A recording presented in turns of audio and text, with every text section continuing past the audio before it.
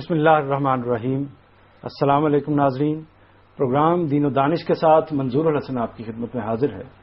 ناظرین، ہم کل کے پروگرام میں بات کر رہے تھے جمعے کے حوالے سے۔ آج بھی ہم اس موضوع پر اپنی گفتگو کو جاری رکھیں گے۔ جناب جاوید احمد صاحب غامدی ہمارے ساتھ موجود ہیں، ہم ان سے گفتگو کا آغاز کرتے ہیں۔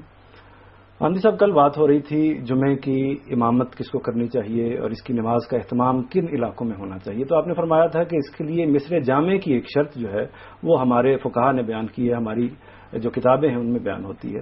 تو مصر جامع سے آپ نے فرمایا تھا کہ وہ جگہ ہے کہ جہاں پر حکمران موجود ہوں یا ان کے کوئی نمائندے موجود ہوں۔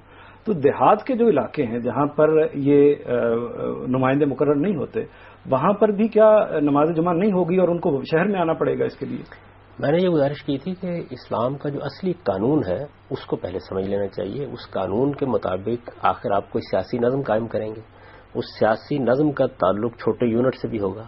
ایسا تو نہیں ہو سکتا نا کہ آپ ایک حکمران بنا دیں اور نیچے کے علاقوں کے ساتھ آپ کے ربط کا کوئی ذریعہ نہ ہو۔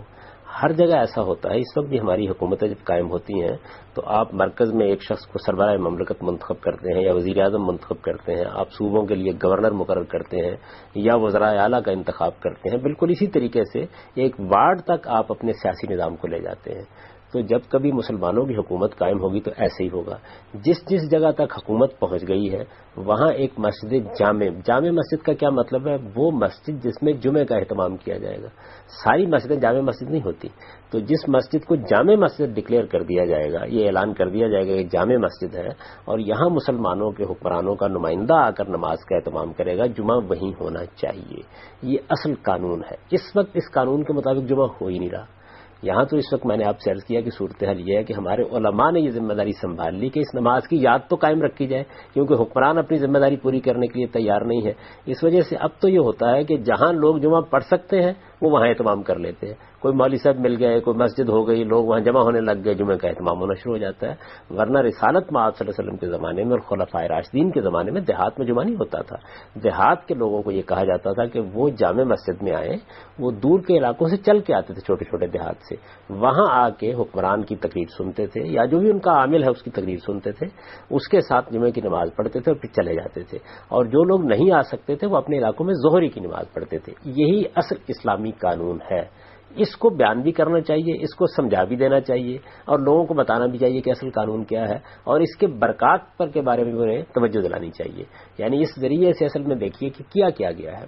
پورے ایوان اقتدار کو آپ نے چھوٹی سے چھوٹی جگہ تک مسلمانوں کی عبادت سے متعلق کر دی ہے کہ 5 نمازیں تو لوگ روزانہ پڑھ رہے ہیں، اپنی اپنی محلے کی مساجد میں پڑھ لیں گے، اپنے گھروں میں پڑھ لیں گے، جیسے بھی چاہیں اس کا اہتمام کر لیں گے، لیکن ایک دن ایسا ہونا چاہیے ہفتے میں کہ جس دن سب مسلمان ایک علاقے کے جو ایک سیاسی یونٹ میں اکٹھے ہوتے ہیں، ایک سیاسی وحدت میں اکٹھے ہوتے ہیں، وہ وارڈ کی سطح پر بھی ہو سکتی ہے، وہ چھوٹی تحصیل کونسل کی سطح پر بھی ہو سکتی ہے، یا جس طرح مغربی ممالک میں کاؤنٹی کی سطح پر بھی ہو سکتی ہے، جو بھی آپ سیاسی نظم قائم کر لیں اس کی سطح پر آ کر لوگ ایک جامع مسجد میں جمعے کی نماز پڑھیں گے۔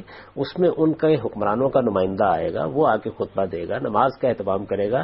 اس سے جو فضا پیدا ہوگی اور جس طریقے سے ریاست کا نظم لوگوں کے ساتھ متعلق ہوگا اس کے کیا کہنے ہیں۔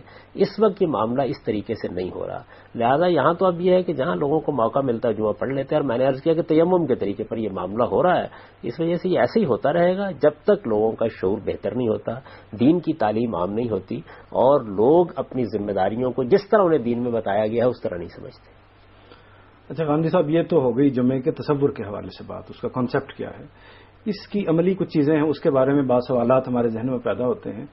خطیب جب جمعے کا آغاز کرتا ہے تو اس موقع پر ایک تقریر کی جاتی ہے جو اپنی زبان میں کی جاتی ہے، انگریزی میں ہوگا تو انگریزی میں کرے گا، پاکستان میں اردو میں یا پنجابی میں لوگ تقریر کرتے ہیں، تو اس کے بعد عربی زبان میں 2 خطبے دیے جاتے ہیں۔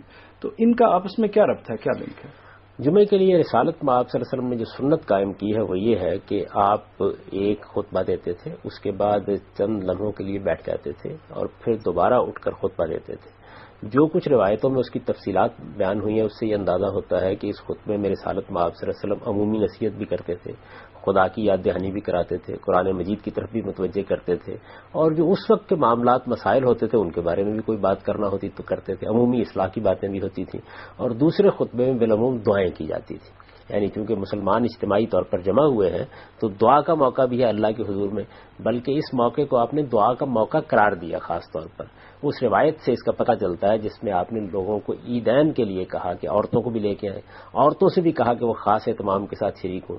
تو بعض خواتین نے اپنا عذر پیش کیا کہ ہم تو بعض اوقات ایسی حالت میں ہوتی ہیں کہ نماز نہیں پڑھ سکتی، تو آپ نے فرمایا تو مسلمانوں کی دعا میں شریک ہو جاؤ۔ تو دوسرے خطبے میں بالعموم رسالت میں آپ صلی اللہ علیہ وسلم دعائیں کرتے تھے۔ چنانچہ یہی طریقہ حضور کے زمانے میں رہا۔ اب کیا ہے؟ اب یہ ہے کہ مسلمانوں نے جب یہاں خاص طور پر ہندوستان میں یہ دیکھا کہ لوگ عربی زبان کے اس خطبے کو نہیں سمجھتے، یعنی نبی صلی اللہ علیہ وسلم کی زبان عربی تھی، عربی میں خطبے دیے جا رہے تھے۔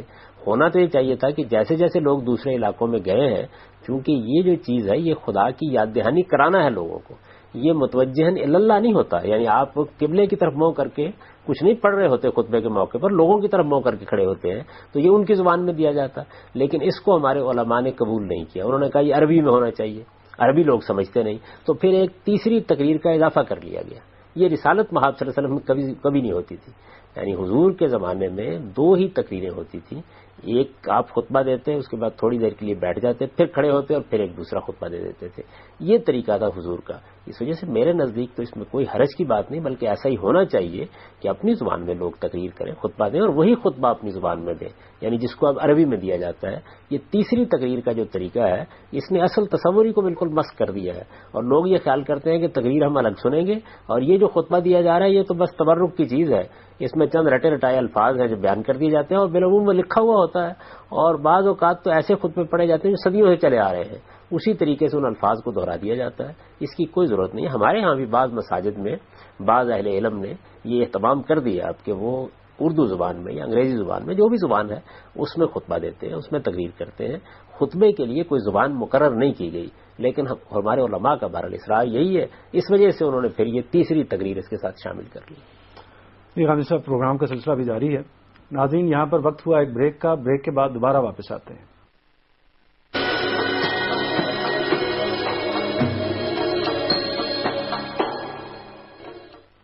ویلکم بیک ناظرین۔ غازی صاحب، 2 خطبوں کے درمیان میں جو آپ نے فرمایا کہ نبی صلی اللہ علیہ وسلم بیٹھ جایا کرتے تھے، اس کی کیا حکمت تھی؟ یہ بات یہ ہے کہ ایک خاص طرح کا فصل آپ پیدا کر دیتے تھے ان کے درمیان میں، تاکہ جو دعاؤں والا حصہ ہے وہ بالکل الگ ہو جائے اور لوگ پوری طرح متوجہ ہو جائیں اللہ تعالیٰ کی جانب کہ اب وہ دعا مناجات کرنے والے ہیں۔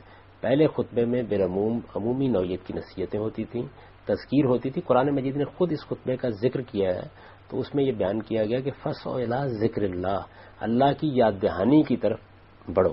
تو اللہ کی یاد دہانی کرانے کا کام یہ بالعموم چونکہ پہلے خطبے میں ہوتا ہے تو پھر تھوڑا توقف کر کے دعاؤں کے لیے کھڑے ہو جاتے تھے۔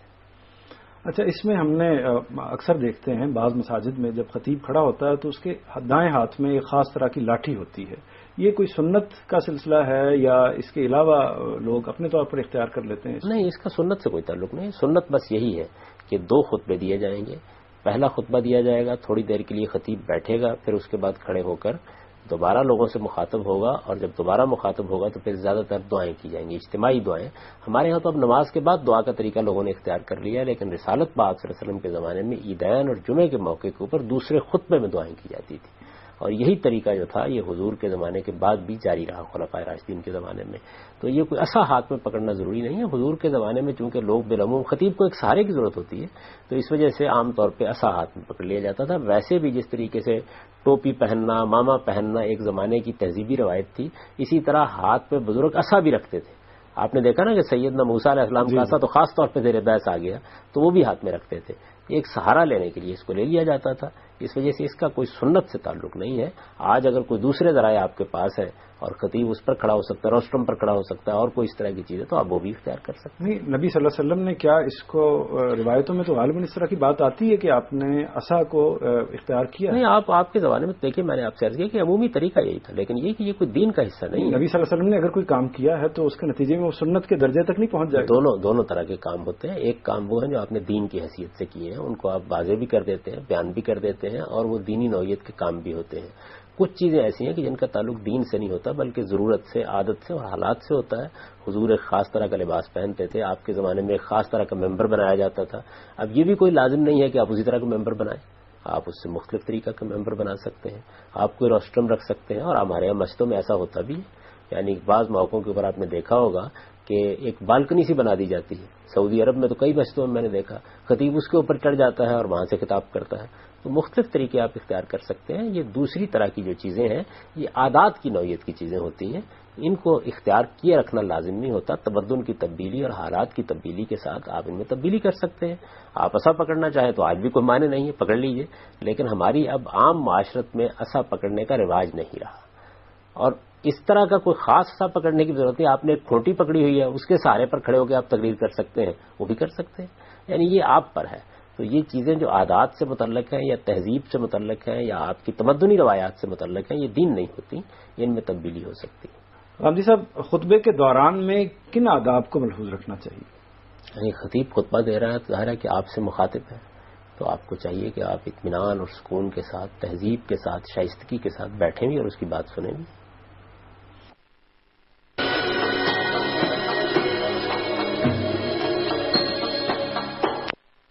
یعنی آپ خدا کی بارگاہ میں جا رہے ہیں تو آپ کے اندر وہ اہتمام ہونا چاہیے جو کسی بڑی بارگاہ میں جانے کے لیے ہوتا ہے.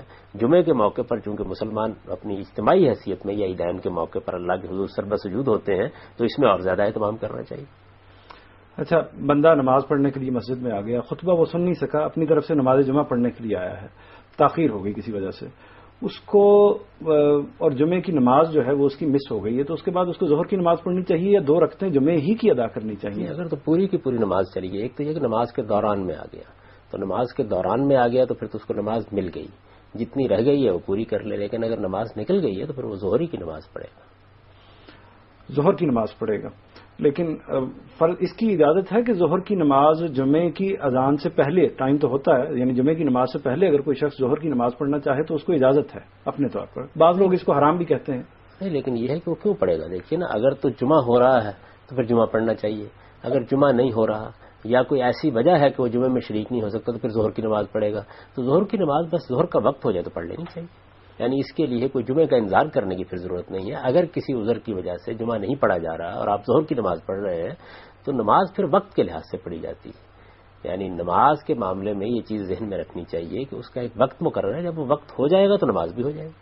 اس کے لیے جمعے کی نماز ہونے کا انتظار نہیں کرنا چاہیے. آپ کو کہیں نکلنا ہے, کسی سفر پر جانا ہے, تو آپ ظہر کی نماز پڑھ کر باہر جا سکتے ہیں. جی بالکل جا سکتے ہیں. اب انفرادی طور پر آپ نماز پڑھ رہے ہیں, یعنی مسلمانوں کا ایک اجتماع ہو رہا ہے, تو وہاں تو آدمی کو اس اجتماع ہی میں شریک ہونا چاہیے اور اس اجتماع سے پہلے اور بعد کوئی ایسا کام نہیں کرنا چاہیے کہ جو اس اجتماع کی روح کے خلاف ہو. آپ گھر میں نماز پڑھ رہے ہیں انفرادی طور پر, جب چاہے پڑھ لیجیے. عامر صاحب, آپ کو بہت شکریہ, آپ پروگرام میں تشریف لائے. انشاءاللہ کل بھی ہم اس سلسلے کو اسی طرح جاری رکھیں گے. ناظرین, یہاں وقت ختم ہو رہا ہے. منظور الحسن اپنے میزبان کو اجازت دیجیے گا. خدا حافظ.